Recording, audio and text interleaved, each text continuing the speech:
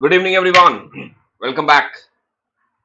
सबका स्वागत है आज after a break of 2 days। Yes, so last we met on Sunday and today is Tuesday. सो कैसे हैं आप सब? आवाज आ रही है? क्या क्या आप मुझे सुन पा रहे हैं? क्या आप मुझे देख पा रहे हैं? यस, सो यस, सबका स्वागत है आपके अपने इस चैनल में जहां पे आप 1 घंटे तक हम सब इकोनॉमिक्स के बारे में बात करेंगे। Hello Jashwant, Prerna, Lakshmi, Anshika, Akifa, Rukmani, Naveen, everyone. It's fine. Finally, I have recovered. It was a little dehydration, and it has taken a toll on me now. Hello, Nidhi, Sarah, Grace, on बहुत दिनों के बाद, right? Very good evening. Hello, Forum, Jashwant, Triple A. Yes. Okay. तो चलिए, I have some good news to share with everyone. Right, something that you are already waiting for. तो ये मेरा तो जून का सेशन है, थोड़ा सा मैं एक सेशन पीछे चल रहा हूँ because I missed upon like 1 or 2 sessions. So ये मैं बहुत जल्दी पिकअप कर लूंगा, so don't worry about this. Yes, this is something that is very very important for all of you. बहुत लोग मुझे मेरे पुराने वीडियोस में ये कमेंट्स डाल रहे थे, तो finally I thought of doing it. So marathon session, I think money banking वाला, ये तो मैंने आपसे पूछा ही नहीं, बहुत सारे स्टूडेंट ने ये वाला सेशन देखा था। Around 600 plus students have seen this video. Around 1100 students have watched this video. Right, इन्होंने अटेंड किया था 600, उसके बाद देखा, तो तकरीबन इतने लोगों तक मैं पहुंच पाया हूं। आप सभी के बहुत अच्छे कमेंट्स मिले मुझे। सारे की सारी कमिटीज, सारे के सारे टैक्स का क्रोनोलॉजी इंडिया का, तो सारा का सारा मैंने इसमें करवा दिया था। इससे आशा करता हूं आपके सारे के सारे सॉल्यूशंस हो जाएंगे। मुझे नहीं लगता कोई दिक्कत इसमें होना चाहिए। Right, I want to see that on the chat box. How was it? किसी ने देखा नहीं अभी तक? लगता है मुझे यहाँ पे कोई आवाज नहीं आ रही, कोई nothing was there. Right, yes, Indian economy आ रहा है अब, और इसमें ये सारे सारी चीजें आएंगी। So economic survey, national family health survey, SRS data, Sensex report. So again we are going to revise the Sensex again. Right, so बहुत सारे स्टूडेंट्स के कमेंट्स आ रहे थे and finally I have done this. So please, अभी जब तक 25 जून नहीं हो तब तक कुछ इसके बारे में हम डिस्कशन नहीं करेंगे। अब that was a great session. Finally Anshika का मुझे मैसेज मिला यहाँ पे, thank you. Okay, anything else, कुछ और? इसके बाद भी एक और सरप्राइज होगा, तो let me first reach to 3rd of July। पहले मैं 3rd July तक पहुंच जाऊं। यहां तक पहुंच जाने के बाद यहाँ पे एक आपके पास एक छोटा सा सरप्राइज रहेगा। Right, a surprise. अब वो सरप्राइज क्या होगा वो ही बता देता हूं। सरप्राइज अगर बता दे तो मजा कैसे आएगा, सोच रहा हूं। Okay, late me just give you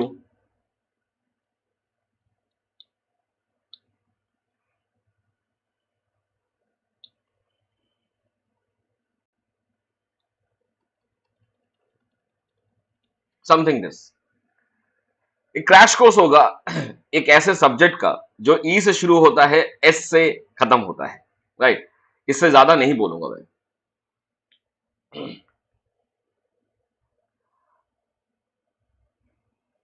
right, there will be a crash course जो कि एक ऐसा यूनिट का है जो ई से शुरुआत होगी और एस से खत्म होगा। नाउ इसमें बहुत सारे वर्ड्स आ सकते हैं। Economic, it can be economics also. Right, it can be economics, why econometrics, it can be economics also.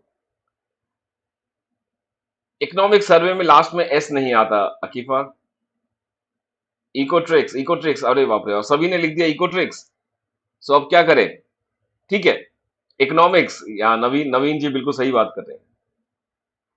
Yes, we will be starting with that. So this is a surprise. So let me just keep up with the secret.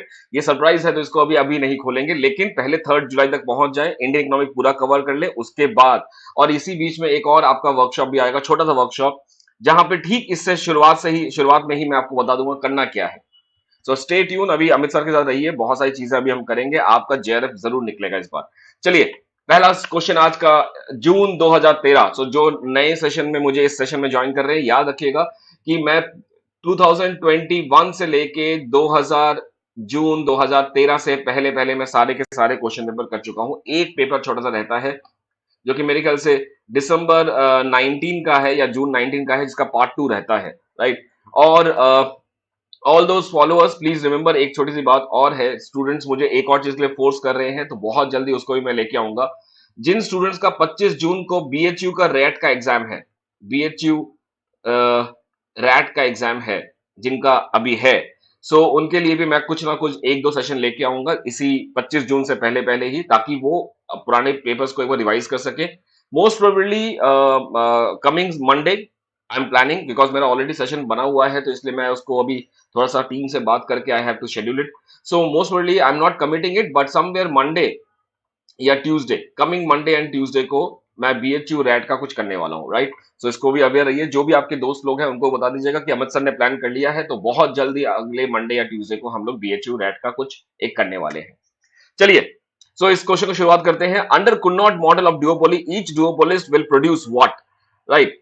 तो ये question बहुत ज्यादा प्रचलित है, क्योंकि इसमें students को लगता है कि इसका आंसर या तो ए या तो डी होना चाहिए। नाउ इस क्वेश्चन का आंसर एक्चुअली में डी है, राइट। क्योंकि यहां पे दो तर्क है, दो इंपॉर्टेंट चीजें दे रखी हैं। पहली बात तो है कि डुओपोली है, डुओपोली का मतलब है यहां पे दो सेलर्स हैं। दूसरी बात ईच डुओपोलिस्ट है, यानी कि हर एक डुओपोलिस्ट कितना बनाएगा, राइट। अब यहां पे this is the final answer, because एक इंडिविजुअली जब हम बात करते हैं, इंडिविजुअल सेलर जो है, इंडिविजुअल सेलर जो है वो बनाएगा, उसका जो प्रोडक्शन होगा या उसका प्रोडक्ट जो होगा वो होगा 1/n+1, राइट। और इस तरीके से जब इंडस्ट्री की बात करेंगे तो इंडस्ट्री का होगा वो n/n+1। सो अगर दो मोनोपोली है तो 2/2+1 दैट इज 2/3 जॉइंटली, ये जॉइंटली होगा। और इंडिविजुअली 1/3 वो लोग बनाएंगे, जिसको अगर प्लस करेंगे तो 2/3 होगा। नाउ ये जो यहां पे हाफ ऑफ द आउटपुट है, ये है एजम्पशन, ये एजम्पशन है। और हर एक राउंड में वो हाफ बनाएगा, किसका half? Half of the available market demand. So मान लीजिए पहले ए अगर एंटर करता है, तो ए एंटर करके जो भी मार्केट डिमांड है उसका आधा बनाएगा बाय डिफॉल्ट, बिकॉज ये मोनोपोली मार्केट में जाता है वो। और यहां पे एमआर का जो स्लोप है वो एआर के दुगना है, इसलिए वो आधा बनाता है। उसके बाद जब बी एंटर करेगा तो जो भी अवेलेबल मार्केट डिमांड रहेगा उसका आधा बनाएगा। सो this is half of the output, output आधा, आधा आउटपुट नहीं।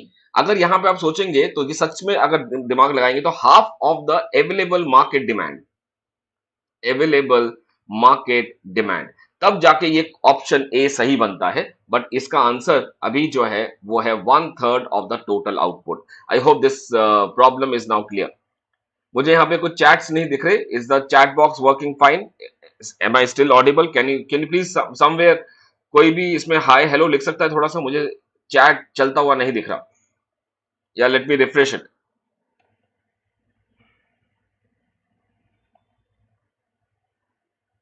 Yes, I'm waiting for the chats to appear now. Yes, yes, it is now appearing. Right. Yes. Okay. So पहला क्वेश्चन का answer clear हो गया, it is D. Next question चलते हैं। As long as the substitution effect dominates the income effect, तो ये वाला है बैकवर्ड बेंडिंग कर्व, राइट। तो यहां से लेके यहां तक substitution effect is greater than the income effect. और ठीक इसके बाद जब ये बैकवर्ड बेंडिंग होना शुरू कर देता है तो substitution effect is less than the income effect. इस साइड जाएंगे तो लेबर होगा, नंबर ऑफ आवर्स वर्कड। और इस साइड जाएंगे तो ये होगा leisure, leisure number of hours. और इस साइड में है वेज रेट। सो जब तक सब्स्टिट्यूशन इफेक्ट डोमिनेट्स, यानी कि substitution effect is greater than the income effect, the labour supply curve is positively slope. So simple point है।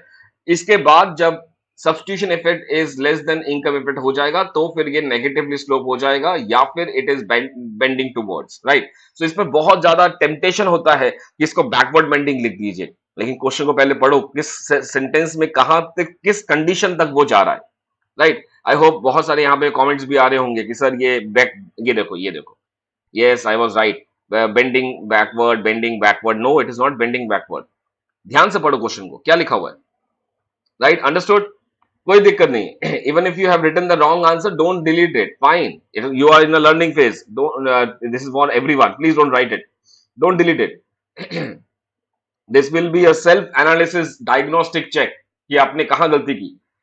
यहां पे भी गलती होने के पूरे चांसेस हैं। The distinguishing characteristic of the monopolistic, यानी कि monopolistic few sellers, large number of buyers.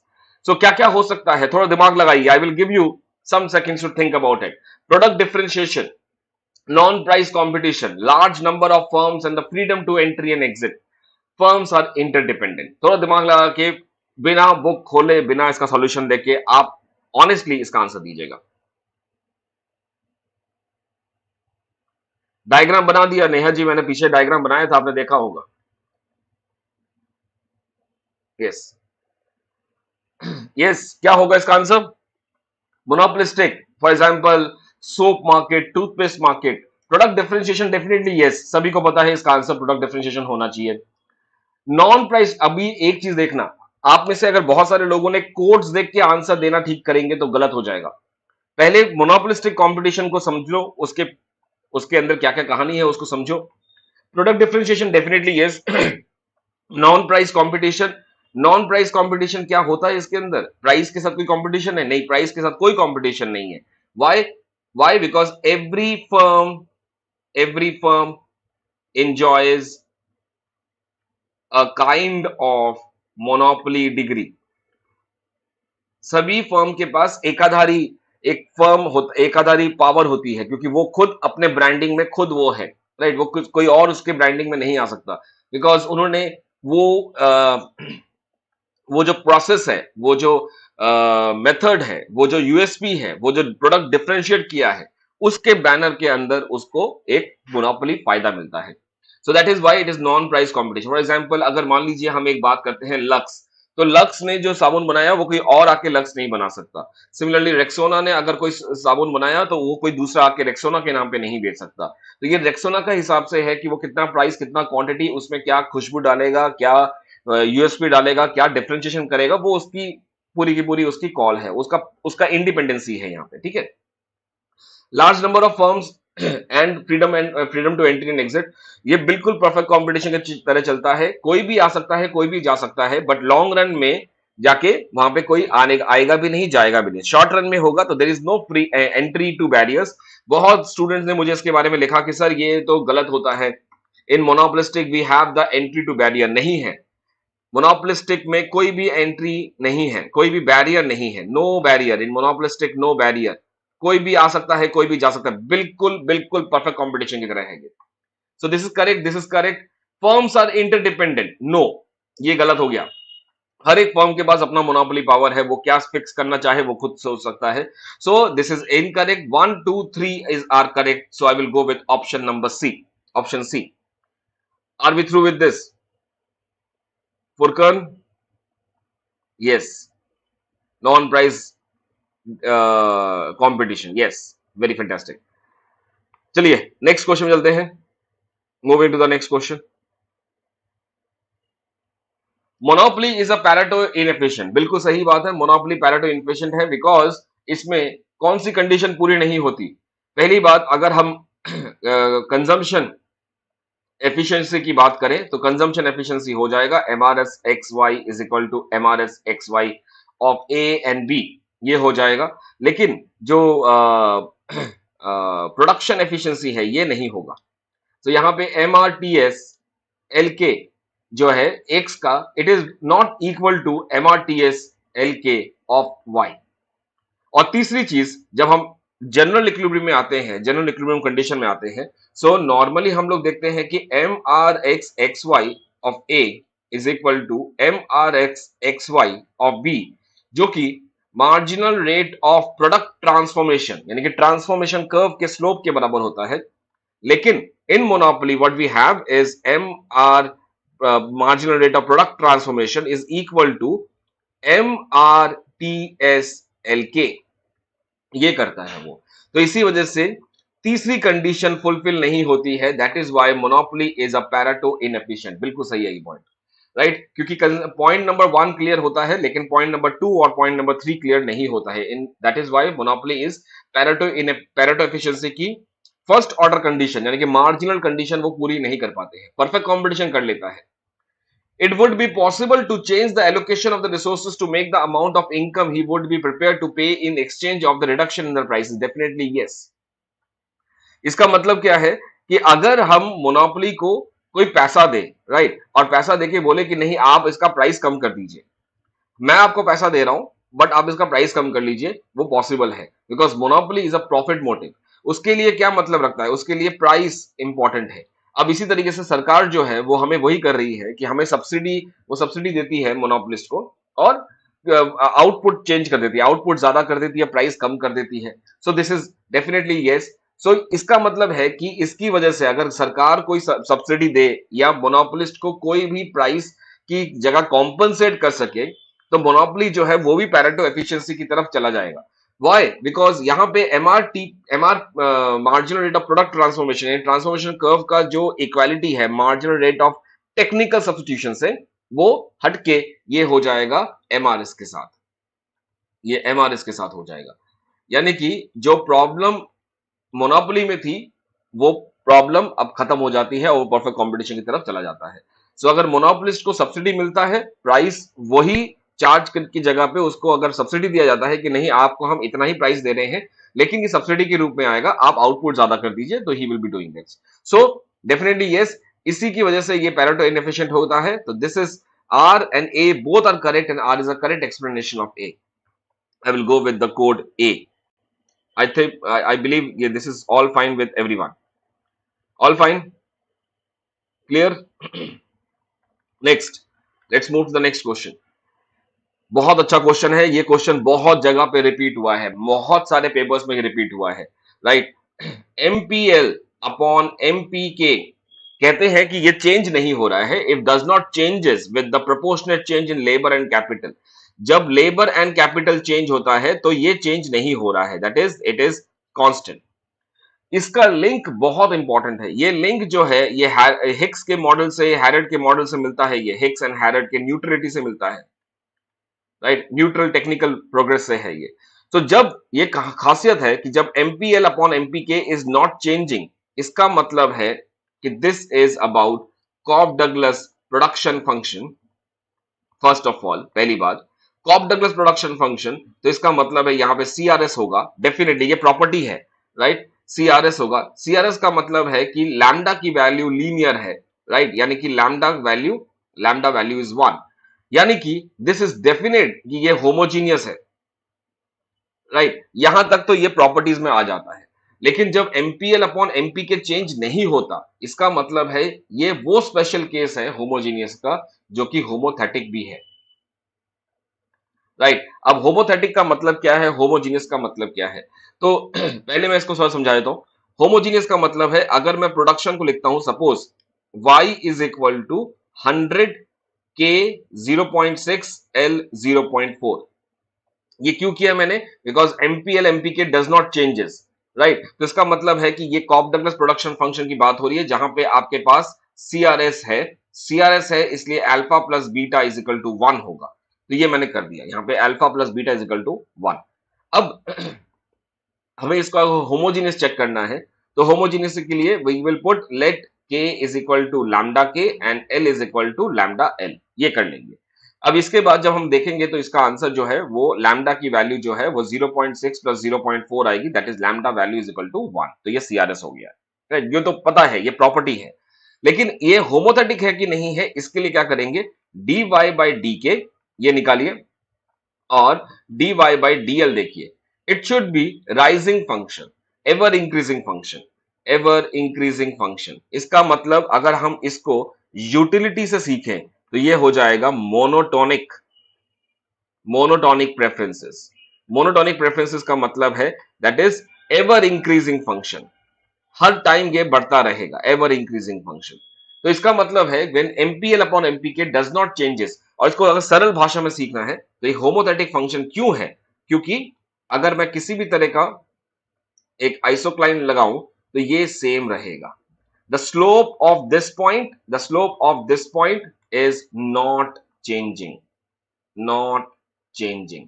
अगर चेंज हो जाता है तो क्या होगा, मैंने पूरी कोशिश की आपको ये पूरा का पूरा जितना हो सकता है, क्योंकि ये पूरा एक यूनिट है, अगर मैं सही से बात करूं तो दिस इज कंप्लीट यूनिट। ये एक आइसोकॉन्ट हो गया, ये एक आइसोकॉन्ट हो गया, आइसोकॉन्ट 1, आइसोकॉन्ट 2, राइट। तो ये slope at point A and slope at point B is same, slope at point A is equal to slope at point B. कैसे होगा देखते हैं। मान लीजिए यहां पे लेबर है, यहां पे कैपिटल है, so this is somewhere 5 and this is somewhere 15, this is somewhere 10 and this is somewhere suppose 30. So MRTS का मतलब क्या है? What is the meaning of MRTS LK? MRTS LK is equal to MPL upon MPK. So MRTS at point A and MRTS at point B दोनों same है, दोनों same है, यानी कि slope of this point and slope of this point is same. जब slope दोनों का same है यानी कि दिस इज अ होमोथेटिक फंक्शन, यानी कि ever increasing.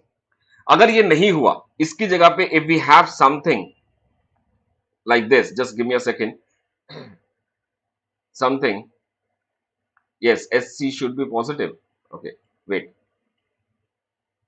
if we have something like this, uh, just a minute, let me draw it, just give me a second, huh?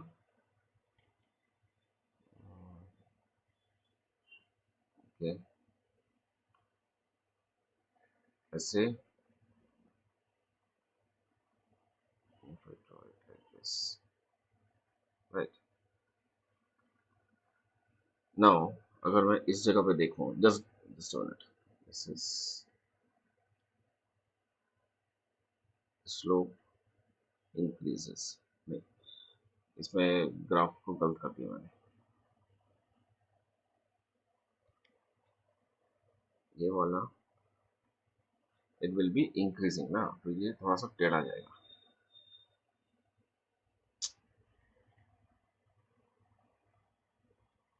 It's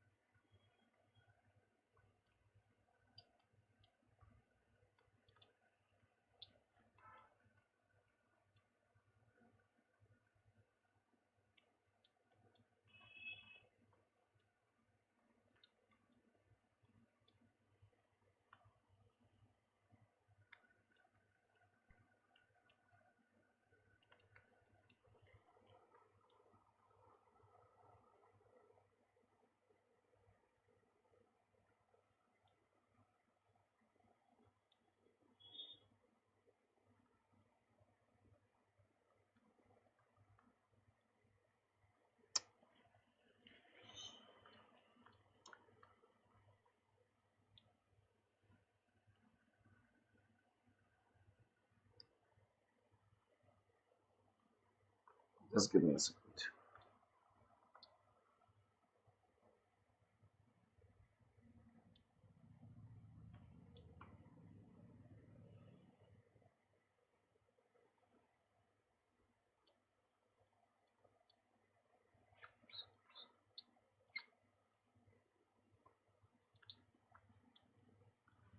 इस graph में MRTSLK at point A is greater than MRTSLK at point B.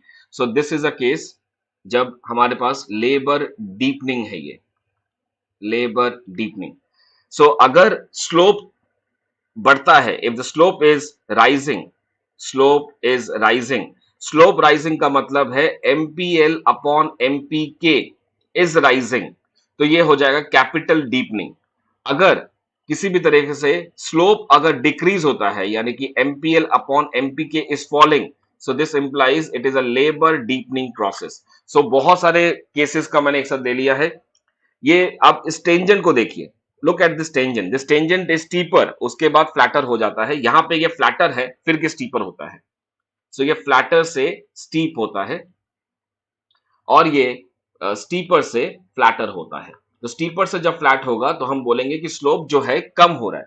तो अगर slope कम हो रहा है तो labour deepening, अगर slope बढ़ रहा है तो कैपिटल डीपनिंग, अगर स्लोप सेम रहता है तो वो इसका मतलब है it is a neutral technical process जो कि है होमोथेटिक। और यहाँ पे ये कॉफ डगलस प्रोडक्शन फंक्शन है जहां पे हिग्स की न्यूट्रलिटी और हैरड की neutrality is same, elasticity is equal to 1, it is also homothetic. तो इतना सारी कंडीशन इसके अंदर हो जाएंगी।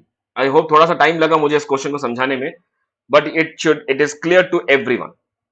Is it done? Understood? Clear हुआ बहुत सारे क्वेश्चंस का पॉइंट इसमें।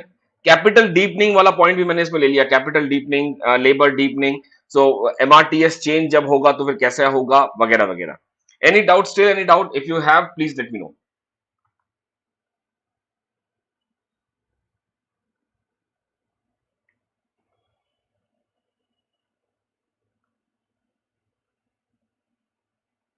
देखिए this whole paper might have one or two problematic questions. इसमें से ये एक क्वेश्चन प्रॉब्लमेटिक है, ये टीजीटी पीजीटी डीएसएस भी सब जगह पे ये क्वेश्चन आया है, इसलिए I took additional method, additional effort to solve this question, right?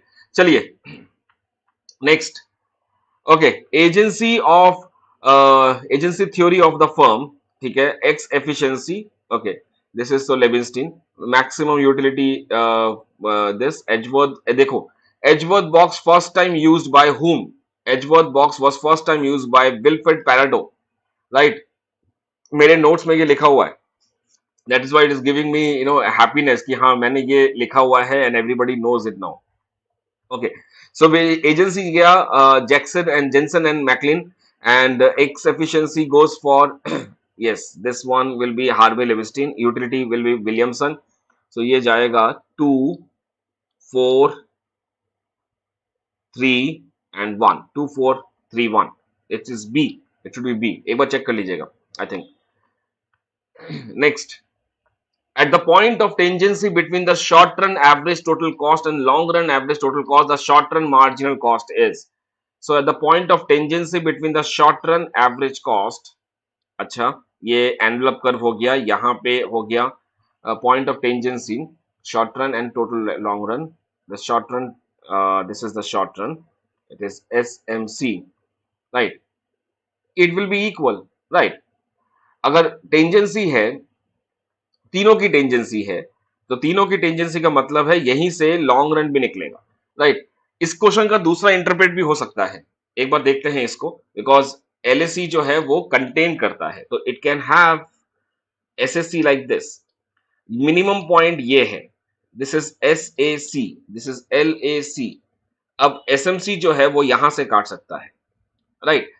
But question में दे रखा है that there is a point of tangency between the short run ATC and the long run ATC and the short run ये। So point definitely makes a clear point here कि SAC, SMC and LAC तीनों equal है, तो इस जगह पे it will be this point only, it can not be the case, this is the condition, right? All clear? Great. Next question में चलते हैं। Then you have the equilibrium in a market is incomplete with the increasing returns to scale only in the case of, देखिए this is the case of incomplete with the increase in return to scale only in the case of perfectly competitive market. Perfectly competitive market means it is a constant return to scale, यानी कि Cobb Douglas production function, और यहाँ पे it is always at the this point, right? और ये वाला point कौन सा होता है? ये है जहां पे economies is equal to diseconomies, right? This side we have the economies, this side we have the diseconomies. So अगर आप perfect competition में देखें, so it is always at the lowest point of SAC जहां पे equilibrium होता है। लेकिन अगर हम मोनोपोली की देखें, so मोनोपोली ऐसा हो सकता है, it can be like this। तो यहाँ पे पॉइंट है, मिनिमम पॉइंट यहाँ पे है, excess capacity. So this is the point that perfect competitive firm में इनकम्प्लीट हो सकता है equilibrium if there is a increase in return to scale. ये एक और डायग्राम था, शायद आप सभी ने क्लास 12th में पढ़ा होगा। Is a question like this कि ये वाला पॉइंट इक्विलिब्रियम क्यों नहीं होता, ये वाला पॉइंट इक्विलिब्रियम क्यों होता है, दोनों ही जगह पे MR is equal to MC है, फिर भी क्यों नहीं होता है? That is again the same question. So इसका answer is C, perfectly competitive market, right? ये क्वेश्चन हमने बहुत बार कर लिया है, तो it is now okay. Full employment में क्या होता है? The full employment basically implies it is a case where that is the level of employment that is associated with natural rate of unemployment. Natural rate of unemployment is frictional unemployment plus structural unemployment, right? If labor market is in equilibrium, अगर labour market equilibrium में है तो frictional unemployment plus structural unemployment. If NRU can also be frictional employment plus structural unemployment plus involuntarily unemployment. Involuntarily यानी कि बिना जानबूझ के उनको निकाल दिया जा रहा है, फोर्सफुली निकाला जा रहा है. ये तब होगा जब labour market is not in equilibrium. When labour market is not in equilibrium, right? यानी कि डिमांड और सप्लाई में मिसमैच है. That is the demand for labour is greater than or less than demand for supply of labor. तो जब ये condition होगा तो NRU natural rate of unemployment will be frictional plus structural plus इनवॉलंटरीली.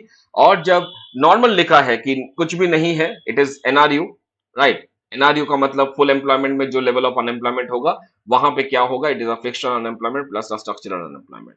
एक point और इसमें बता देता हूं कि there can not be any point. बहुत सारे स्टूडेंट को लगता है कि फुल एम्प्लॉयमेंट में जो है पूर्ण रोजगार की स्थिति में अनएम्प्लॉयमेंट बेरोजगारी जीरो हो जाती है. कभी नहीं होती है बेरोजगारी जीरो, कभी नहीं होगी.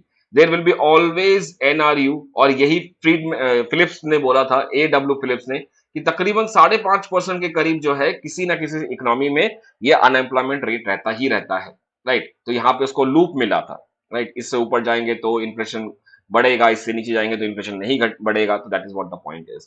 सो यहाँ पे आ जाता है this is frictional unemployment and the structural unemployment. So it is C. अगर क्वेश्चन में कुछ भी नहीं दे रखा, full employment is consistent with, तो this is this point, right? Next question. In Keynes equation of absolute income hypothesis, right? This is the case. तो ये हमारा अपने वाला सिंपल तरीका दे रखा है, अल्फा 0 प्लस बी वाई. तो हम इसको नॉर्मली ऐसे लिखते हैं, C is equal to C bar plus small c Y. So ये सब पता है हमें, ठीक है? Which of the statement is false, हमें फॉल्स ढूंढना है. तो इसमें APC क्या है? APC इज मैं इसको करता हूं, ये बहुत बेकार तरीका है. APC is C upon Y, जो कि C bar upon Y plus small c आ गया. ये हमारा APC आ गया. और अगर MPC निकालें यहां पे तो it is del C upon del Y, जो कि स्मॉल c आ गया. तो डेफिनेटली APC जो है वो है C bar upon Y plus small c, यानी कि this is this small c. और MPC का मतलब है it is only C. So यहां पे केस क्या है? APC is definitely greater than APC. तो ये तो सही है, राइट? दूसरी बात यहां पे है कि C जो है that is independent of income, यानी कि यहां पे कोई भी Y नहीं है. तो this is independent of the level of income, right? और ये पॉइंट याद रखिएगा, जैसे ही APC में जैसे इनकम बढ़ेगा APC कम हो जाएगा, राइट? ये पूरा फ्रैक्शन कम हो जाएगा. एग्जाम्पल के तौर पे मान लीजिए APC जो है वो 80 अपॉन 100 है, राइट? अब मान लीजिए इनकम बढ़ता है, अगर इनकम बढ़ता है सपोज 120, राइट? तो यहां पे अगर 90 आ गया तो ये रेशियो कम हो जाएगा. तो that is what the point. So this is also correct. ये है incorrect answer. Is dependent on the level of income. No, MPC is just small c, यहां पे Y नहीं है तो it is not. APC is dependent on Y, right? ये point भी याद रखिएगा. APC is dependent on Y, MPC is independent on Y. So ये आंसर इसमें गलत हो गया है, दैट इज बी ऑप्शन. हमें फॉल्स ढूंढना था, तो I think I have given you the correct answer. Okay, which of the following statement is false? Yes, which of the following statement is false. False ढूंढना है, तो इसको जरा मुझे करना पड़ेगा. Let's work it out, right? I will be solving this question on the next slide. The balance budget multiplier is unity when the taxes are lump sum. सबसे पहले जिनको नहीं पता, जो पहली बार मुझे फॉलो कर रहे हैं या जो भी आगे रिकॉर्डिंग देखेंगे, टैक्स का जो फंक्शन है वो है TA plus small T Y. ये वाला क्या है? This is the proportion, this is the lump sum tax. Lump sum tax का मतलब है जो कि इनकम पे डिपेंड नहीं करता है, राइट, यानी कि ऐसे ही देना पड़ेगा, राइट। तो ये है, and this is the point जो कि प्रोपोर्शनेट टैक्स है। जैसे इनकम टैक्स आप कह सकते हैं प्रोपोर्शनेट टैक्स, जो कि इनकम के साथ बढ़ेगा। अब जब यहां पे हम लोग basically when we go for tax multiplier, तो टैक्स मल्टीप्लायर जो है that is basically it is delta Y upon delta T A, मैंने लमसम टैक्स लिया है यहाँ पे, तो it is minus C upon one minus C one minus T, right, जहां पे ये एमपीसी है और ये स्मॉल टी एमआरटी है। और अगर मैं प्रोपोर्शनेट टैक्स मल्टीप्लायर की बात करूं, proportionate tax multiplier, so this is delta Y upon delta T, ये हो जाएगा minus C Y upon one minus C one minus T, right. अब बैलेंस बजट मल्टीप्लायर में अगर हमने लमसम टैक्सेस का लिया तो इसमें अगर if we assume that the T is equal to zero, तो बैलेंस बजट मल्टीप्लायर में it is coming out to be delta Y upon delta G plus delta Y upon delta T A. तो इसका मतलब है C, sorry, one upon one minus C plus minus C upon one minus C, तो इसको करेंगे तो ये आ जाएगा one, right, it is case of one, तो this is correct. Balance budget multiply is less than unity when the ad valorem taxes are there. Ad valorem taxes कौन से हो जाते हैं, जो कि टी वाई टाइप के हैं, इनकम पे डिपेंड करेगा, राइट। अब जैसे ही ये वाला आएगा एड वैलोरम टैक्स आ जाएगा, तो सो यहां पे क्या होगा, let me just change the colour. तो यहाँ पे बीबीएम अगेन ये होगा delta Y upon delta G plus delta Y upon delta T, right. So यहाँ पे होगा it is, just give me a second, it is one upon one minus T plus minus C upon one minus C minus T. अब देखिए इसको अगर मैं यहाँ पे दिखेगा नहीं आपको, let me just take it here.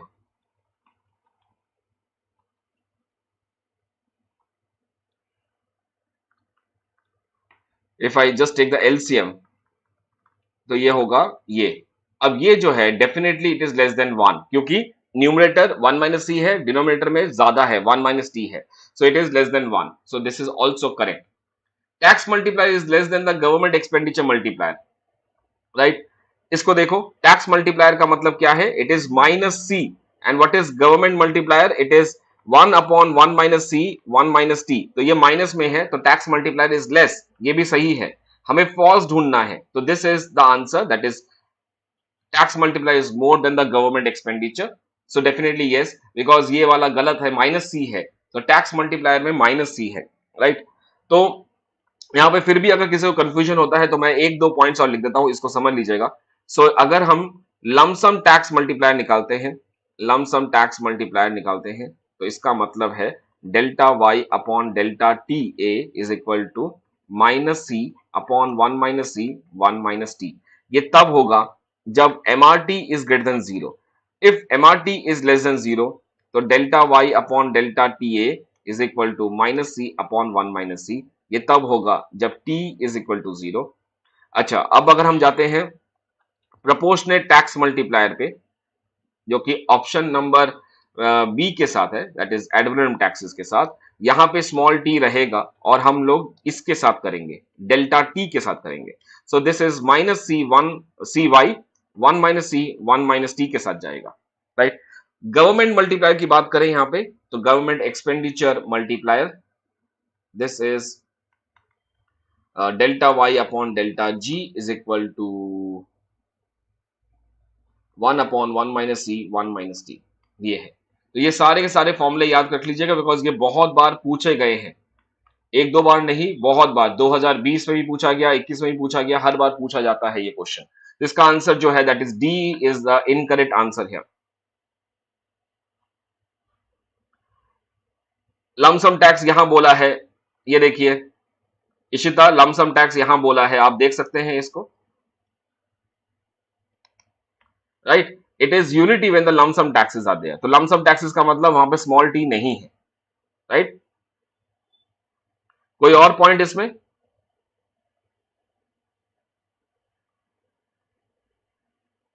Any more doubt? I hope अगर मैं आपके क्वेश्चन का आंसर ले रहा हूं तो आपकी तरफ से कुछ अगर आता है तो ज्यादा अच्छा रहेगा, नहीं तो I will move on. Fine. I think I am not receiving any comment from Ishita. She might be maybe some network issue. Anyway, I'm moving ahead to the next question. Del Jorgensen. It is a neoclassical theory. James John Maynard Keynes तो है नहीं कुछ यहाँ पे. It is not the present value criteria. It is the MEC. MEC होना चाहिए. James कोहिन. कोहिन के साथ क्यू थ्योरी तो नहीं, टॉबिन जाएगा यहाँ पे. यहाँ पे टॉबिन होना चाहिए. टॉबिन होगा तो क्यू थ्योरी जाएगा. जेम्स क्लार्क एक्सीलेटर जा सकता है. ये क्वेश्चन में कुछ प्रॉब्लम है. केन्स के साथ मैं प्रेजेंट वैल्यू नहीं जोड़ सकता हूं. There might be some problem here, some problematic question. Question is incorrect. Next question. In a liquidity trap the demand for money is perfectly interest elastic. सोच के देखो. Demand for money is perfectly interest elastic. Demand for money is perfectly interest elastic. Right? This is correct. Perfectly interest elastic. Because in this situation, all the investors expect the market rate of interest to rise towards the natural rate of interest. बिल्कुल सही है. R is less than the R min. So इसीलिए that is correct. So both the answers are correct. Both the statements are correct. The rate of net investment spending per time period depend upon the steepness of the marginal efficiency of the investment schedule. That is MEI. MEI का मतलब है it is the what do you say, for the entire economy, for entire economy. Marginal efficiency of capital is for only one firm, only one firm. यहाँ पे Keynes ने एक बहुत बड़ी mistake की थी. केन्स ने जो MEC बोला था वो एक्चुअली में जो आज की डेट में मैक्रो इकोनॉमिक्स में जो हम MEI पढ़ते हैं, केन्स के हिसाब से MEC is equal to MEI. So this was a problem that Keynes faced. So Keynes के हिसाब से जो MEC है, that is actually in our literature it is MEI. So it is, this is the answer, MEI, right? I covered this portion very well in my in the paid batches. So which of the following is not not specifically mentioned as a determinant of the demand for money? Demand for money. Real interest rate कहीं नहीं आता है. Inflation आता है, nominal yield और alternative. ये actually इन्होंने question में थोड़ा सा प्रॉब्लमेटिक कर दिया. This is about the Milton Friedman. Milton Friedman का जो डिमांड फॉर मनी है उसके ऊपर ये क्वेश्चन है. वेल्थ आता है उसमें. आई think I have included it. आप देख सकते हैं. This is a money demand is a function of total permanent income, price level, returns on bond, return on equity, price, expected price, that is the inflation. This is basically inflation. 1 by P, that is delta P upon delta T. How? Delta P upon P, that is the growth rate of the price, right? This is the wealth, this is the taste and preferences. So real interest rate के साथ कहीं लोचा नहीं है, कहीं पे इसका relationship नहीं आता है. Next, whose model of the following economics makes the use of the stock adjustment principle to explain the business cycle? It is about the Calder. Stock adjustment principle की अगर हम बात करें तो this is about Calder, how the saving and the ex ante savings are greater than the ex ante investment. तो क्या होगा? Calder के लिए यहाँ पे stability condition जो है, stability condition is that the slope of the saving curve has to be greater than the slope of the investment curve, right? That is why अगर ये नहीं हुआ तो there will be a trade self generating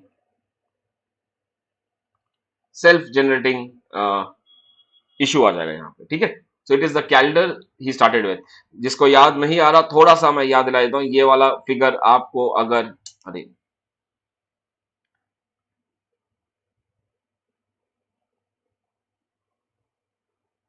ये S and I का relationship, right, non linear case में.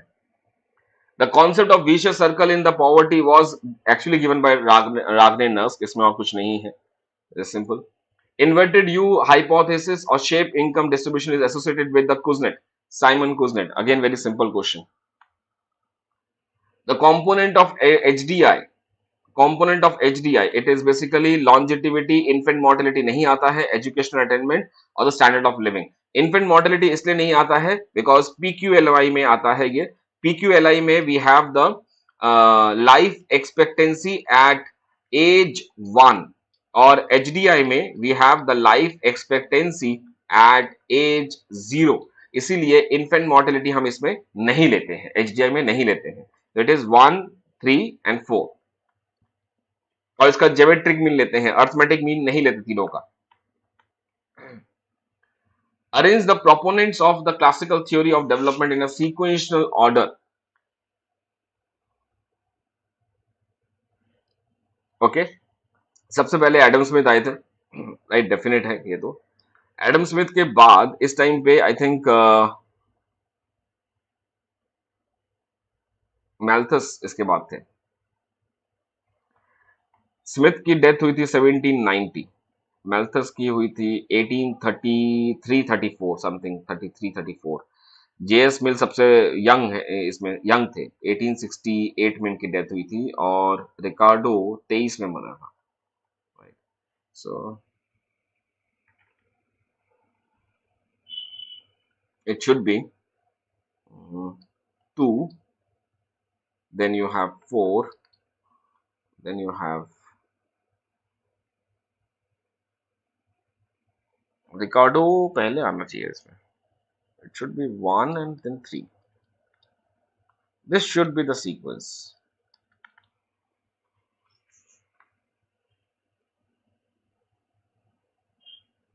Anyway, मेरे पास कोई ऑप्शन नहीं है यहाँ पे, so I think ये वाला मैच कर रहा है।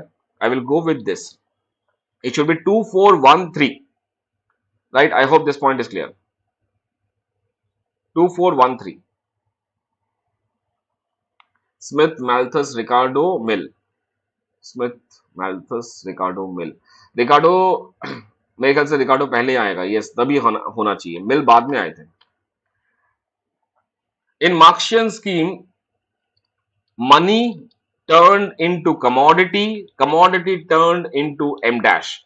ये क्या है? ये है इनिशियल मनी, कैपिटल जो डाला गया, उसके बाद उसको सामान में परिवर्तित कर दिया गया, उसके बाद उसको दोबारा पैसे में परिवर्तित कर दिया गया जब सेल किया जाता है।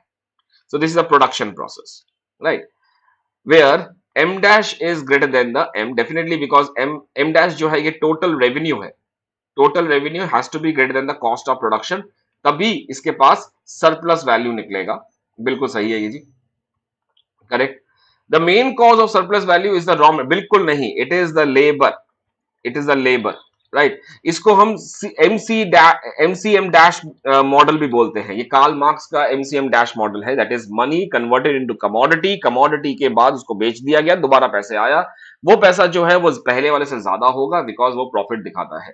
बिकॉज इस कमोडिटी में जब इसको कन्वर्ट किया गया तो इसमें जो एडिशनल पैसा लगाया गया, एडिशनल वैल्यू क्रिएट किया गया, वो वैल्यू क्रिएट किया गया लेबर के द्वारा, और वो लेबर की वजह से कैपिटलिस्ट को प्रॉफिट मिलता है। ये कार्ल मार्क्स ने बोला था कि मेरा लेबर आपके कैपिटल के बिना भी काम कर सकता है, प्रोडक्टिव है, लेकिन आपका कैपिटल मेरे लेबर के बिना कुछ नहीं कर सकता। That is what the point. So I think A is correct, R is incorrect. So it should be A is correct, A is correct, R is incorrect. It should be B. Next question.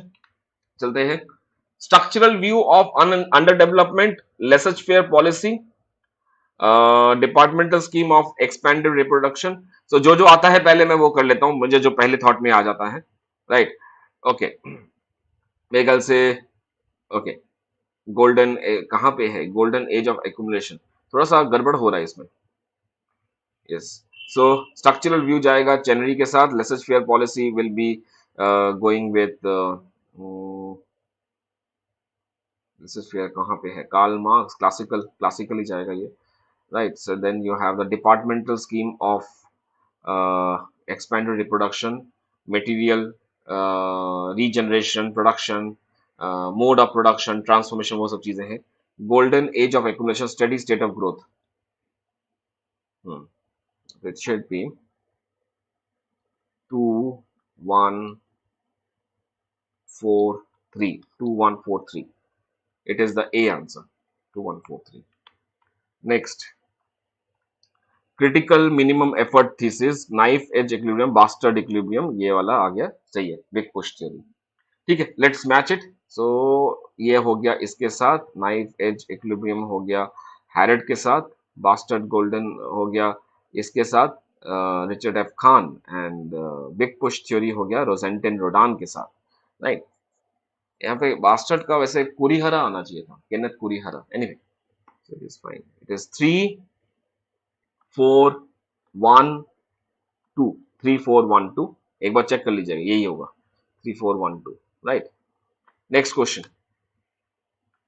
If the cost of transporting a good, इसके बीच में जो questions थे, I think 23 से लेकर 31 के बीच में 7 question ऐसे थे जो कि बहुत ही ऑफ ट्रैक थे, जो कि या तो उस साल से रिलेटेड थे, इंडियन इकोनॉमी से, कुछ वैसे पोर्शन थे कि किस में इनकम ग्रोथ ज्यादा हुआ वगैरह वगैरह, वो क्वेश्चंस पुराने टाइम में पूछे जाते थे, अब नहीं पूछे जाते, तो उसको छोड़ दीजिए आप, right. If the cost of transporting a good between the to nation exceeds the pre trade difference, right, pre trade difference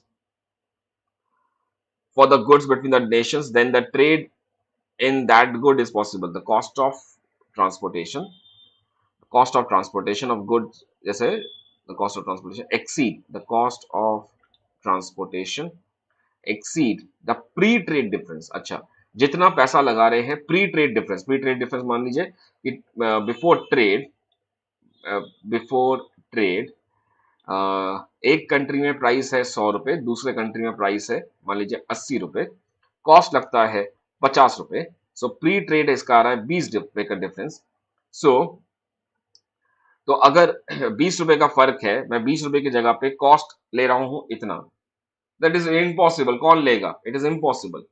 अगर cost of transporting a good between the to nation exceeds the pre trade difference, after trade होने के बाद तो और ज्यादा महंगा हो जाएगा, तो trade will not be possible, because देखिए ट्रेड तभी भी, ट्रेड पॉसिबल तब होगा, trade will be possible when it is mutually beneficial, ये दोनों कंट्री के लिए परस्पर लाभदायक होगा, when trade is mutually beneficial for both of them, अगर एक के लिए हानिकारक दूसरे के लिए लाभदायक तो फिर वो ट्रेड नहीं होगा, right. So this is a case of impossible trade. Next, इसी पे 2020 पे क्वेश्चन आया था, ट्रांसपोर्टेशन कॉस्ट से हम लोग बाउंड्री निकालते हैं कि कौन से चीजें ऐसी हैं, एक थोड़ा सा मैं आपको बता देता हूं, इसी के साथ एक लिंक अप क्वेश्चन है जो कि 2020 सितंबर में पूछा गया। वो क्या था कि कॉस्ट ऑफ ट्रांसपोर्टेशन की वजह से हम क्या क्या सामान ट्रेड कर सकते हैं, वो हमारा एक बाउंड्री बताता है। सो एक है ट्रांसपोर्टिंग गुड्स, एक है नॉन ट्रांसपोर्टिंग गुड्स। जैसे कि ट्रांसपोर्टेशन में आपका गुड आ जाता है, जैसे कुछ भी सामान आप यहां से वहां लेके जा सकते हैं। नॉन ट्रांसपोर्टेशन में आता है इलेक्ट्रिसिटी, होटल, रोड, इंफ्रास्ट्रक्चर, जो आप ट्रेड नहीं कर सकते, those are non tradeable goods, right. तो इसी से लिंक्ड अप था, बिकॉज कॉस्ट ऑफ ट्रांसपोर्टिंग से ही आपको समझ में आ जाएगा कौन से सामान हम बेच सकते हैं, कौन से सामान हम नहीं बेच सकते। सितंबर 20 का एक क्वेश्चन है, मैंने यूट्यूब पे किया हुआ है, आप एक बार देख लीजिएगा, इसके साथ उसका लिंक है। Next, according to Rybinski theorem, the growth of only one factor at the constant relatively commodity prices leads to an absolute expansion in the output of, देखो यही क्वेश्चन मैं हमेशा बोलता था कि जब भी आएगा, इवन दो इस क्वेश्चन में एक बहुत बड़ा फ्लॉ है जो कि मैं हर पेड बैच में हमेशा यूनिवर्सिटी और कहीं पे भी मैं जब भी ये रिबिन्स्की थ्योरम पढ़ाता हूं, मैं हमेशा एक बात करता हूं कि मान लीजिए ये वाला है गुड वन, ये है गुड वाई। सो यहां पे हमने क्या किया रिबिन्स्की थ्योरम के हिसाब से, सो जो एक्स प्रोडक्शन बना रहे हैं उसमें जो फैक्टर यूज किया जा रहा है, सपोज मान लीजिए ये लेबर इंटेंसिव है, लेबर इंटेंसिव। सो मान लीजिए इस देश में क्या हुआ, लेबर ज्यादा आ गया, लेबर की माइग्रेशन ज्यादा हो गया है, तो लेबर का अवेलेबिलिटी ज्यादा हो गया। अब जब लेबर का अवेलेबिलिटी ज्यादा हो गया तो इसका मतलब क्या है कि ये प्रोडक्शन जो है डबल से भी ज्यादा चला गया, ये प्रोडक्शन डबल से भी ज्यादा आगे चला गया, ज्यादा आगे चला गया, बढ़ गया ये डबल से। मान लीजिए ये जैसे मैंने फिगर में पढ़ा था, ये मुझे याद है उस बुक का, डोमिनिक सेल्वाटोर में ये है।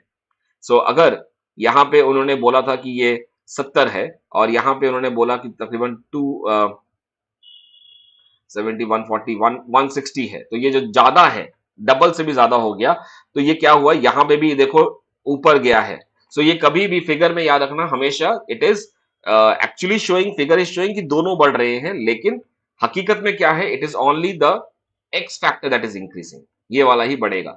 तो उसी आउटपुट का ग्रोथ होगा, उसी का आउटपुट ग्रो हो करेगा जिसमें लेबर या जिसमें जो फैक्टर इंटेंसिवली यूज किया जा रहा है वो बड़ा है।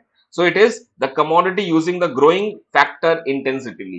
ये क्वेश्चन मैं थोड़ा ज्यादा एक्सप्लेनेशन इसलिए दे रहा हूं बिकॉज कंफ्यूजन हो सकता है। जो स्टूडेंट मेरी तरह सोचते हैं कि सर इसमें पीपीसी कर्व क्यों ऐसा शिफ्ट हुआ, इसमें ऐसा क्यों नहीं हुआ कि ये ऐसा है, तो ये ऐसा ही क्यों नहीं हुआ, राइट। इसका आंसर मैंने भी बहुत ढूंढा, मुझे कहीं मिला नहीं। एक जो करीब करीब आंसर मुझे मिला वो ये था कि इसलिए ये बढ़ रहा है क्योंकि इसमें कुछ कैपिटल वहां से लेके इधर लेके आ रहे हैं। यहां से कुछ कैपिटल निकाल के हमने लेबर में डाला, एक्स में डाला, ताकि यहां के जो एडिशनल लेबर है उनको भी काम मिले, उनको रोजगार मिले। इसकी वजह से जब एडिशनल कैपिटल एक्स में लाया गया तो इसके बाद क्या हुआ, जो एडिशनल लेबर था उनकी प्रोडक्टिविटी बढ़ गई, और जिसकी वजह से प्रोडक्टिविटी बढ़ने से कि दुगने से भी ज्यादा से बढ़ गया। इस चीज को हम बोलते हैं मैग्निफिकेशन इफेक्ट। लेविन्स्की थ्योरम में ये पॉइंट आता है, this is called edge magnification effect. But पूरे के पूरे ओरिजिनल रीडिंग में भी कहीं पे भी ये नहीं लिखा हुआ कि ये क्यों चेंज हुआ। मैंने बहुत ढूंढा, मुझे तो कहीं मिला नहीं, राइट। बहुत सारे स्टूडेंट ने भी ढूंढा मेरे साथ, लेकिन कहीं इसका आंसर नहीं है। पॉइंट याद रखिएगा कि जब भी लेविन्स्की थ्योरम में क्वेश्चन आएगा, हमेशा बोलना कि ये वाला जिसमें इंटेंसिवली यूज किया जा रहा है वही बढ़ेगा, राइट। दोनों मत बोल देना, ये क्वेश्चन गलत हो जाएगा, बोथ कमोडिटीज मत बोलिएगा, right. Yes, next question, the exchange rate is kept same, exchange rate is kept same in all the parts of the market by। देखो एक्सचेंज रेट की बात है तो this is exchange rate arbitrage. अगर question में हटा के मैं इंटरेस्ट रेट कर देता हूं तो इंटरेस्ट रेट आर्बिट्रेज हो जाएगा। आर्बिट्रेज का मतलब है वहां से खरीदो जहां पे प्राइस कम है और वहां पे बेचो जहां पे प्राइस ज्यादा है। एग्जाम्पल के तौर पे मान लीजिए न्यूयॉर्क स्टॉक एक्सचेंज में मुझे $1 ₹60 में मिल रहा है, और बॉम्बे स्टॉक एक्सचेंज में मुझे $1 ₹70 का मिलेगा। तो मैं क्या करूंगा, even if I mean Indian, मैं इंडियन हूं, मैं क्या कर रहा हूं, मैं अपने डीमैट अकाउंट से ट्रेडिंग करूंगा न्यूयॉर्क स्टॉक एक्सचेंज में, जहां पे रुपए देके मैं डॉलर खरीदूंगा।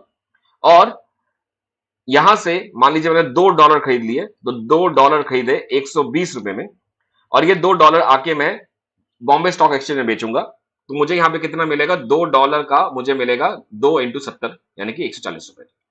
ये जो ₹20 का फायदा है कहां से किया मैंने, सेल परचेज या बाय जहां पे प्राइस लो है, बाय फ्रॉम द प्राइस लो, और सेल वहां पे करो जहां पे प्राइस बढ़ा हुआ है। इसी को हम एक्सचेंज रेट आर्बिट्रेज कहते हैं।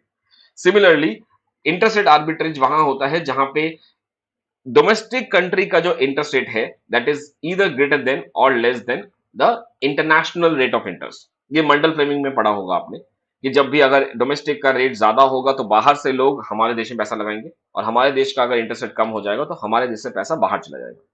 तो इसका आंसर जो है एक्सचेंज रेट आर्बिट्रेज होगा। Next, which are the relevant condition assumed for the factor price equalization theorem।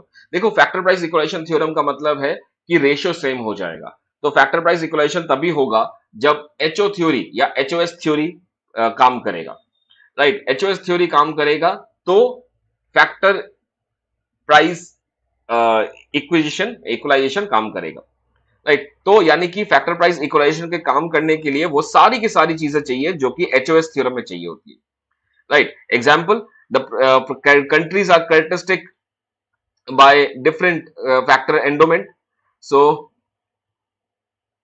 yes, ये तो होना चाहिए। यहाँ पे 4 ऑप्शन, अच्छा कोड यहाँ पे लिखा है क्या, okay, I think I have not given the code, code is here, right. तो थोड़ा सा मुझे इंग्लिश वाला वर्जन थोड़ा बड़ा करना था, इसलिए I have not given the codes, codes यहाँ पे है। सो यस, तो ये डेफिनेट है कि किसी के पास लेबर ज्यादा होना चाहिए, किसी कंट्री के पास कैपिटल ज्यादा होना चाहिए, तो country should have the capital different factor endowments. The countries are characterised by the different production function. नहीं, बिल्कुल नहीं, same production function, exactly same production function होना चाहिए हेक्सर लोडिंग मॉडल के हिसाब से। So it should be, yes it should be this, ये गलत हो जाएगा। The industry are characterised by different factor intensity, ये सही है। देखो ये वाला पॉइंट याद रखिएगा, ये जो मैंने बोला ना यहाँ पे डिफरेंट प्रोडक्शन फंक्शन, इसका मतलब है कि कोई एक देश किसी के पास अगर कैपिटल में स्क्वायर है और किसी के पास लेबर में स्क्वायर है, ऐसा नहीं हो सकता। एक ही प्रोडक्शन फंक्शन है, जो जिस देश में है वहां पे जो चीज ज्यादा है वो सस्ता मिलेगा, उसी को एम्प्लॉय करके काम करेगा, ये है पॉइंट, राइट। फिक्स प्रोपोर्शनल काम है ये। The industry are characterised by the different factor intensity, definitely yes, each country will export the, बिल्कुल सही है। तो ये सारे के सारे एचओ थ्योरी के एजम्पशंस हैं, ये नहीं है। So I think I will be going with 134 this should be the answer B. ये क्वेश्चन बहुत बार पूछा गया है एचओ थ्योरी के ऊपर कि जो प्रोडक्शन फंक्शन है वो सेम है कि डिफरेंट है। सेम है, प्रोडक्शन फंक्शन सेम है। अमेरिका का जो प्रोडक्शन फंक्शन है वही इंडिया का प्रोडक्शन फंक्शन है। तो फर्क कहां पे है? फर्क ये है कि अमेरिका में के सस्ता है, इंडिया में के महंगा है। अमेरिका में लेबर महंगा है, इंडिया में लेबर सस्ता है। यही है पॉइंट एचओ थ्योरी का। Which of the following is true with respect to the monetary approach to the balance of payment? ठीक है, इसमें कोड नहीं है, राइट। ओके, नेक्स्ट देखते हैं इसमें। It is views the balance of payment as an essentially monetary phenomena, which is true, right? This is right. Balance of payment deficit from the excess demand of money. नहीं नहीं नहीं नहीं, balance of payment deficit, I think ये question मैंने पहले भी किया है। बैलेंस ऑफ पेमेंट डेफिशिएट तब होता है, which of the following is true with respect to the monetary approach to the balance of payment, right? It is true, ये सही है। अब balance of payment deficit result नहीं, डेफिशिएट रिजल्ट नहीं होगा, this will be, this is BOP surplus, that is when R is positive, when BOP is surplus. Balance of payment surplus नहीं, balance of payment is in deficit जब R is negative, that is BOP is in deficit. Balance of payment are equilibria are automatically corrected. तो ये वाला सही है, that is the point. ये point याद रखिएगा। अभी ये सितंबर में ही पूछा गया है ये क्वेश्चन, अक्टूबर में, सॉरी सितंबर में पूछा गया 2013 में, जून में भी पूछा गया, सॉरी 2014 में भी पूछा गया है, 15 में भी पूछा गया question, using the monetary approach, right. Okay, When a nation imposes an import tariff, the nation's offer curve, तो ये तो मैंने किसी एक पिक्चर के ऊपर बनाया था, राइट। क्या था ये? एक्सपोर्ट से दूर,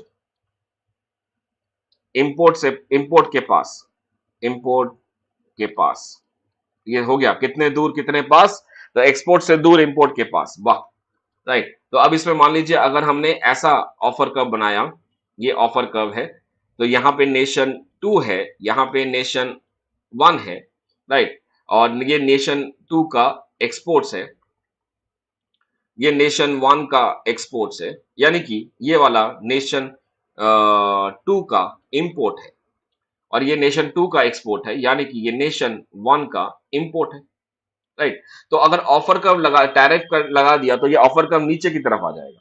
तो नीचे की तरफ मतलब जिस कंट्री ने लगाया उसके एक्सपोर्ट से दूर हो जाएगा और इंपोर्ट के करीब आ जाएगा। तो it will be shift away from the excess measuring the export commodity, right, and उसकी तरफ चला जाएगा। ये क्वेश्चन 2 बार आया था, एक बार शिफ्ट अवे था और एक बार कुछ ऐसा ही था, मुझे याद नहीं है, लेकिन शिफ्ट अवे और शिफ्ट टूवर्ड्स ऐसा कुछ था, अवे और टूवर्ड्स पॉइंट में था।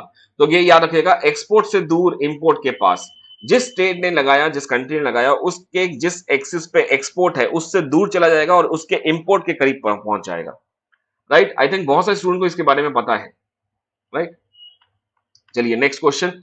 If the international terms of trade settle at a level that is between each country's opportunity cost, right, each country's opportunity cost, there is no basis for the gainful trade. नहीं, अगर दोनों countries, ये देखो ये question है ऐसे वाला case, right, अगर ये जो है दिस इज अपॉर्चुनिटी कॉस्ट के बीच में कुछ भी, अगर यहां पे आप कुछ भी लगाएंगे, कोई भी प्राइस में अगर आप टर्म्स ऑफ ट्रेड आएगा, तो यहां पे जो है दोनों के दोनों कंट्रीज गेन करेंगे। हम एक्चुअली डेविड रिकार्डो या कंपैरेटिव एडवांटेज थ्योरी से हम लोग ये सीखते हैं कि वो ब्रैकेट्स क्या होंगे, वो लोअर लिमिट और मैक्सिमम लिमिट क्या होगा, जिसके बीच में अगर प्राइसिंग रखें, जिसके बीच में एक्सचेंज रखें, तो इसके लिए gain, terms of trade gains of trade हो जाएगा।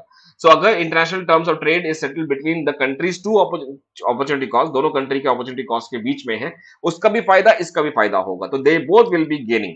अगर इससे बाहर चले जाता है तो एक को फायदा होगा, दूसरे को नहीं होगा, तो ट्रेड भी नहीं होगा, right. So it is the B answer.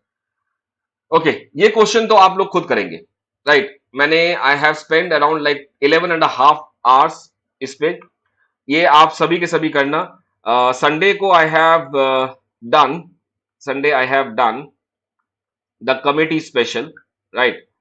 सो सारे के सारे जितने भी, और वो अपने बात को प्रूव करने के लिए मैंने Maharashtra set, Karnataka set, Kerala set, West Bengal set, Goa set, जितने भी सेट थे सभी से मैंने क्वेश्चंस देखे।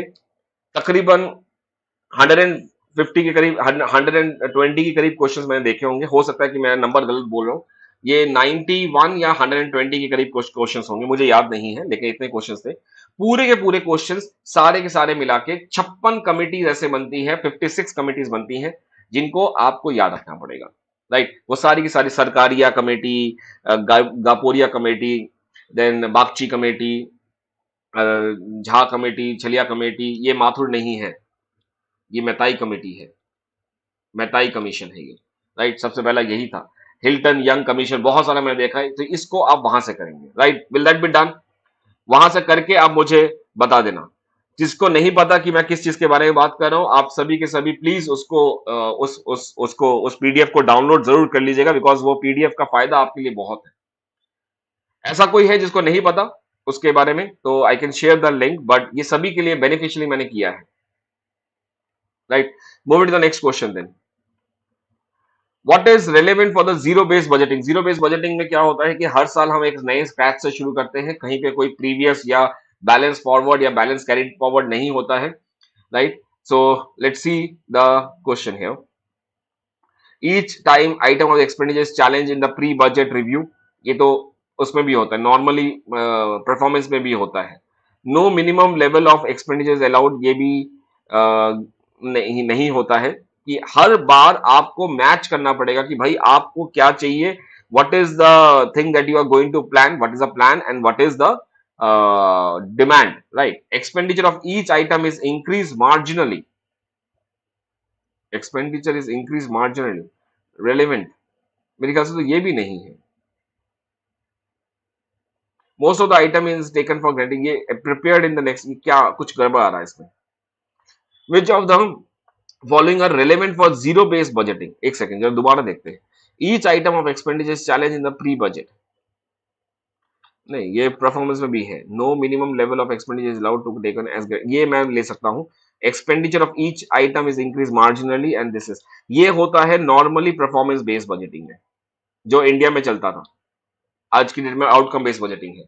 Most of the item of the expenditure taken for granted, ये भी गलत है एंड ये भी गलत है, तो आई थिंक इसका answer should be 2। No minimum level of expenditure allowed to be taken as given, right? जरूर मुझे बताना कि ये आंसर आपको क्या लगा। It is not D. Why it is D?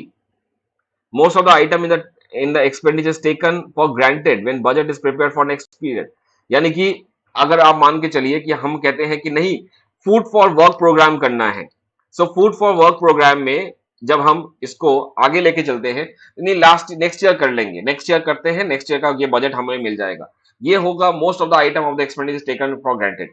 Zero based budgeting में हमें नहीं पता, जब तक हम अपनी मैचिंग नहीं कर पाए, हमें क्या करना है, हमें कैसे करना है, उसको अगर हम नहीं मैच करवा पाए, we have to justify it. हो सकता है कि पहले साल में मुझे 1 लाख रुपए का बजट मिला हो, दूसरे साल में मुझे 50,000 का भी मिल सकता है। अब इस 1 लाख से मैंने अगर 25,000 रुपए बचा भी लिए, तो वो सरकार के पास चले जाएंगे, it will not come back to me. इसमें कोई मिनिमम पॉइंट है ही नहीं। So I think the best relevant answer is C, is 2। 3, 4 and 1 are not related. 1 इससे भी मिलता है, 1 मिल सकता है क्योंकि वो परफॉर्मेंस में भी है।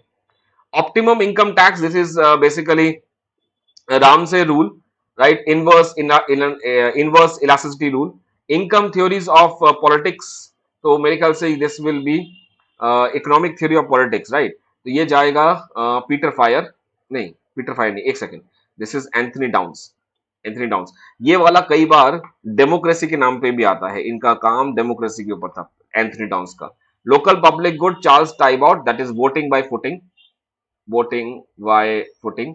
जिस म्यूनिसिपैलिटी में अच्छा एक्सपेंडिचर है, अच्छा टैक्सेशन पॉलिसी है, वहां पे लोग भाग जाएंगे। Zero based budgeting is basically Peter fire, napkin पे इन्होंने लिखा था, right? So it should B, answer क्या होना चाहिए? Optimum is 3, Anthony downs, it is ये चला गया 4 के साथ, राइट? एंड लोकल चला गया चार्ल्स टाइबॉट, इट इज 1, 3, राइट? ये क्या कर रहा हूं मैं, it is 341, 341 and 2, 3412, 3412. It should be D, right? Just match it once. Right. चलिए नेक्स्ट क्वेश्चन में चलते हैं. Which of the following is tantamount to the absence of? tantamount का मतलब है कि इसकी मतलब यही है कि तुम तो ऐसे बात कर रहे हो जैसे कोई टैक्सेशन है ही नहीं. That is what the point, right? तो मान लिया जाता है या बराबर है. बेसिकली अगर सिंपल भाषा में बात करें तो बराबर, राइट? महाराष्ट्र वाला बराबर नहीं, बरोबर वो नहीं, ये बराबर वाला है, यानी कि बराबर इक्वल है. So it is which of the following is बराबर टू एब्सेंस ऑफ टैक्सेशन. ऐसा कि ऐसे टैक्स है ही नहीं, right? Shifting of tax, tax transformation, tax evasion, यानी कि टैक्स देना, टैक्स ना देना, मतलब टैक्स है ही नहीं, राइट? वो ही इसका मतलब है, राइट? सुदर्शन सही बोला ना, बरोबर.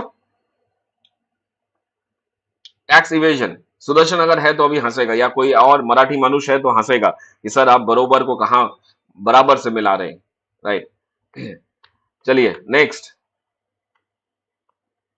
Colin Clark has argued that most of the countries for the safe upper limit is 25% of the national income. इनके हिसाब से ये है limit of taxation should be not more than 25%. यहाँ पे अलग अलग आता है. लाफर कहते हैं कि 60% होना चाहिए, कोलिन क्लार्क कहते हैं 25% होना चाहिए, कोई और है जो 37% बोलते हैं, तो अलग अलग है. So this is 25% of the national income. इससे ज्यादा होगा तो प्रॉब्लमेटिक सिचुएशन हो जाएगा. Which of the following tax can be shifted easily? Lump sum cannot be shifted because lump sum से उसका फिक्स्ड कॉस्ट बढ़ता है, फिक्स्ड कॉस्ट बढ़ता है, दैट इज एवरेज कॉस्ट बढ़ेगा, और जिसकी वजह से वो शिफ्ट नहीं कर पाएगा, उसका प्रॉफिट इफेक्ट करेगा, प्रॉफिट कम हो जाएगा, एंड प्राइसेस इंक्रीज नहीं होंगे, और इसीलिए टैक्स शिफ्टिंग नहीं हो पाएगा. Tax imposed on the residential house, जिस पे टैक्स लगाया गया, जो रहता है उसी पे लगाएगा. जैसे for example house tax, house tax जो है, जो रहता है उसी को देना पड़ेगा. So it can not be shifted, ये भी नहीं होगा. Capital goods meant for sale, देखिए एक बात याद रखना, टैक्स शिफ्टिंग का जो कॉन्सेप्ट है, टैक्स शिफ्टिंग का कॉन्सेप्ट दो वजह से है. ये तब तब हो सकता है, टैक्स शिफ्ट तभी कर सकते हैं, या इंसिडेंस ऑफ टैक्स आप तभी शिफ्ट कर सकते हैं जब दो चीजें होंगी, या तो सेल एंड परचेज होगा, राइट, या फिर प्राइस इंक्रीज या डिक्रीज हो सकता है. तो इन जिन जिन चीजों में या तो सेल एंड परचेज हो रहा है या फिर प्राइसेस बढ़ रहे हैं घट रहे हैं, वो देखना पड़ेगा. सो इसमें प्राइस बढ़ नहीं रहा घट नहीं रहा, टैक्सेस में कहीं सेल एंड परचेज नहीं हो रहा है. Capital goods meant for sale, yes इसमें होगा, क्योंकि मशीन को बना के बेच रहे हैं, तो इट इज सेल हो सकता है, तो यहां पे प्राइसेस बढ़ जाएंगे. सक्सेशन ड्यूटी मतलब मेरे बाद जो मेरा सामान है वो मेरे बेटे को मिलेगा, तो उसके लिए सक्सेशन ड्यूटी तो उसी को मिलना है, उसी को मिलेगा. सो इसमें कोई टेंशन नहीं, कोई और तो भरेगा नहीं, तो it is not can be shifted. So this is the answer. C is the answer. Right. Then you have a binomial distribution. यहाँ पे लगता है मुझे one of the favourite student की मुझे याद आ रही है, क्योंकि ये क्वेश्चन उसी का सॉल्व किया हुआ मैं आज तक करता हूँ, राइट? उनका नाम है Kanchan, right, and he has help me out to solve this question. तो यहाँ पे क्वेश्चन थोड़ा देखिएगा, मैं नेक्स्ट टाइम में उन्हीं का जो उनका जो किया हुआ नोट्स है वो लेके आता हूँ. I will show you that. But anyway, जिनको करना है आप ऐसे कर सकते हैं. The sum of the mean and variance, that is mean and variance जो है इसका दे रखा है 15, and the product of mean and variance that is NPQ is equal to 54. इसको थोड़ा सा हम लोग ऐसे करेंगे, and N square P square Q is equal to 54. अब यहाँ पे कर देंगे let N P is equal to X, और इसके आगे सॉल्व कर लेंगे इसको, ठीक है? तो ये वाला हो जाएगा x, और ये वाला एन पी क्यू हो जाएगा y. तो यहाँ पे y हो गया. बाकी इस तरह से हम सॉल्व कर सकते हैं. It is X square Y is equal to 54. यहाँ से x की वैल्यू निकाल दीजिए कोई एक, यानी कि x is equal to 15 minus Y, और उसको डाल दीजिए यहाँ पे. So it is 15 minus Y square y is equal to 54. यहाँ पे y की वैल्यू आपको निकालनी है खाली. So it will be 225 plus Y square minus 30y, साथ में आपके पास y भी आएगा यहाँ पे, and 54. Just solve this question and you will get the value of n, right? Otherwise in the next session I am going to come up with उनके जो notes हैं वही लेके आऊंगा. उन्होंने सॉल्व किया था, एक डायरी के पेज में सॉल्व किया, तो वो आपको दिखा दूंगा. R is the correlation coefficient byx and bxy are regression coefficient of the regression line y on x. क्या लिखा है ये? If R is a correlation coefficient and byx and bxy are the ठीक है then R is equal to what? Okay, ये question है क्या? Then R is equal to this. Yes, square ही होगा ना. R square is equal to byx into bxy. तो ये है. So R is equal to square root of this. Yes, this is the question. This is the answer. D. ये तो property में आ गया. काई स्क्वायर से हम लोग क्या देखते हैं? वी ऑलवेज काई स्क्वायर से we go for association of qualitative variables characteristic निकालने के लिए यूज करते हैं. This is basically for the qualitative गुणवत्ता जिनमें है गुणात्मक वेरिएबल्स के लिए हम देखते हैं इसको. एसोसिएशन ऑफ एट्रीब्यूट्स देखते हैं कि कितने हद तक मैच हो रहा है, फीचर्स मैच हो रहे हैं. Association of attributes, right. और किस लिए यूज करते हैं?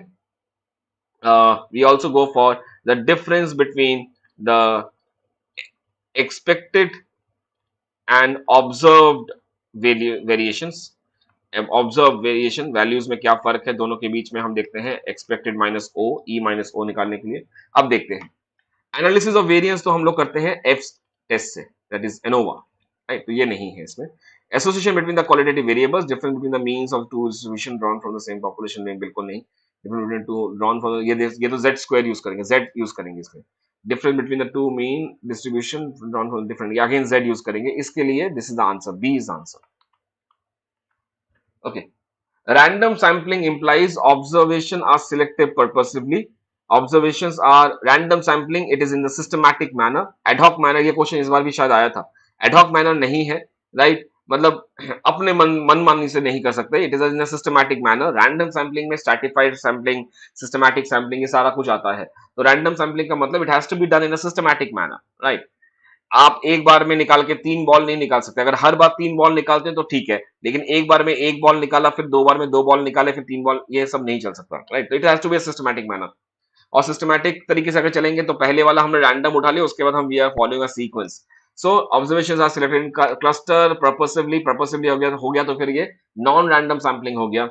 एडहॉक मैनर में अभी कुछ एक किया, फिर दूसरे बार में दूसरे सैंपल में हमने कुछ और कर दिया, तीसरे में हमने कुछ और कर दिया, राइट. तो ये है आंसर इसका. It is B. B is the correct answer. Okay. Coefficient of variation, तो ये वाला जो है सिग्मा अपॉन म्यू, हाँ, sigma upon mu into 100, that is basically X bar, right. कोई दिक्कत नहीं इसमें. Okay. Then you have the coefficient of correlation, ये वाला हो जाएगा sigma X Y upon sigma X sigma Y.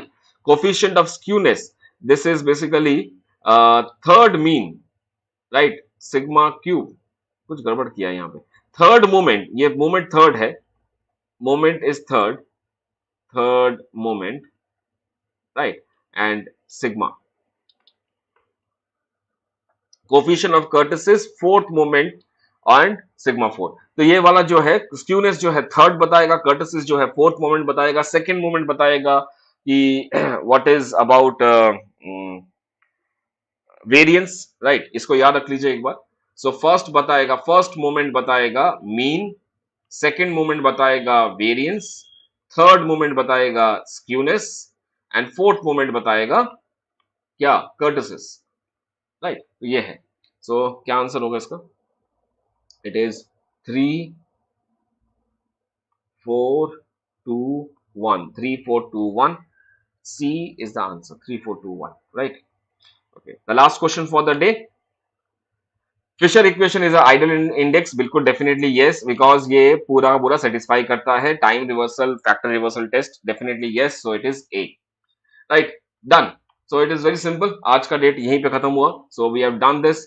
आई थिंक मेरा आज स्पीड बहुत स्लो था. I definitely wanted to go for a slow speed. ज्यादा तेज नहीं करना चाहता था मैं, बिकॉज क्वेश्चन थोड़े से अच्छे थे इसमें, and that is why I did that. So next we are going to meet on Saturday, right. We will be going to meet on Saturday. Just a minute. We'll be meeting on Saturday, and Saturday को 2 classes होंगी. तो first that is on 11 जून. तो हम लोग यहाँ पे ये वाला पेपर मैं पूरा कोशिश करूंगा, दैट इज जून 13 का दोनों पेपर एक साथ ले लेंगे यहाँ पे, right, so that I can match it on Sunday को एटलीस्ट। थोड़ा सा मुझे अब खींचना पड़ेगा, नहीं तो मैं बहुत पीछे चले जाऊंगा।